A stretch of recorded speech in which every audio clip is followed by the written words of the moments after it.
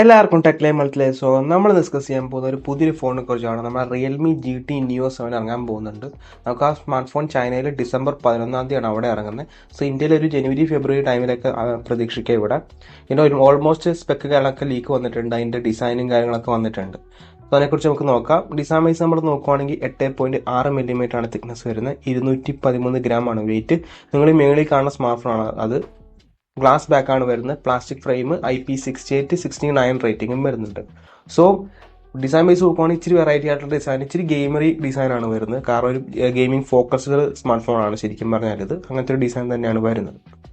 Display നമ്മൾ നോക്കുവാണെങ്കിൽ 6.78 ഇഞ്ചിന്റെ ഒരു 1.5K flat 144 hertz LTPO 10-bit AMOLED display ആണ് വരുന്നത്. HDR10+ സപ്പോർട്ട് ചെയ്യുന്നുണ്ട്. ഡോൾബി വിഷൻ സപ്പോർട്ട് ചെയ്യുന്നുണ്ട്. 6000 നിറ്റ്സ് നമുക്ക് പീക്ക് ബ്രൈറ്റ്നസും വരുന്നുണ്ട്. പിന്നെ ഇൻ ഡിസ്പ്ലേ ഫിംഗർ പ്രിന്റ് സ്കാനറും വരുന്നുണ്ട്. പക്ഷെ നമുക്ക് ഇവിടെ പ്രൊട്ടക്ഷൻ്റെ കാര്യങ്ങളൊന്നും പറഞ്ഞിട്ടില്ല. സോ ഡിസ്പ്ലേ നമ്മൾ നോക്കുവാണെങ്കിൽ ടോപ്പ് നോച്ച് ഡിസ്പ്ലേ തന്നെയാണ് ഇവിടെ ഉപയോഗിച്ചേക്കുന്നത്. അതിൻ്റെ ഒരു കുറവും വരുത്തിയിട്ടില്ല റിയൽമി.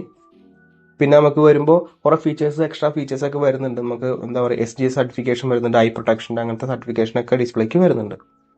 പിന്നെ നമുക്ക് ഓഡിയോയുടെ കാര്യം നമ്മൾ നോക്കുവാണെങ്കിൽ ഡുവൽ സ്റ്റീരിയോ സ്പീക്കേഴ്സ് ആണ് വരുന്നത്. ഹൈ റെസൊല്യൂഷൻ ഓഡിയോ സപ്പോർട്ട് ചെയ്യുന്നുണ്ട്.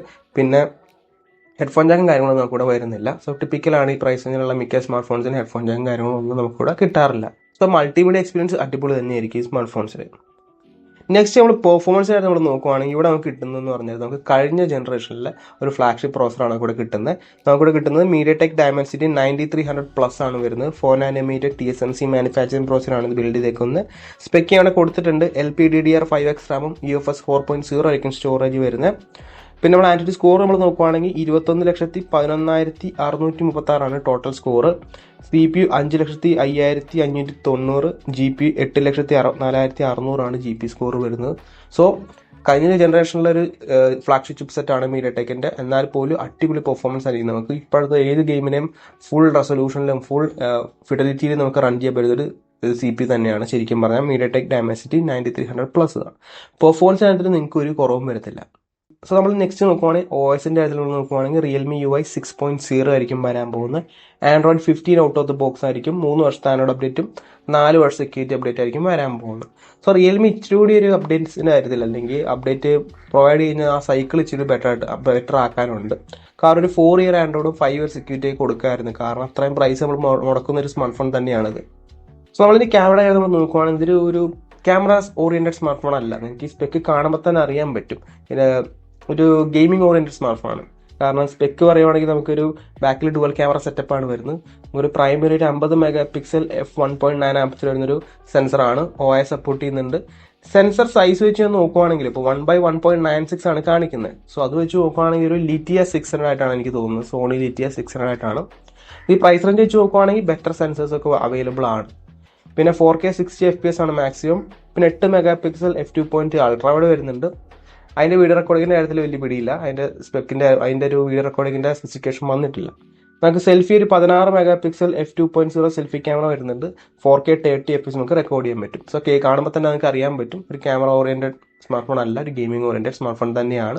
സോ പ്രൈമറി സെൻസർ അത്യാവശ്യം കുഴപ്പമില്ലാത്തൊരു പെർഫോമൻസ് നമുക്ക് എന്തായാലും കാഴ്ചവെക്കും.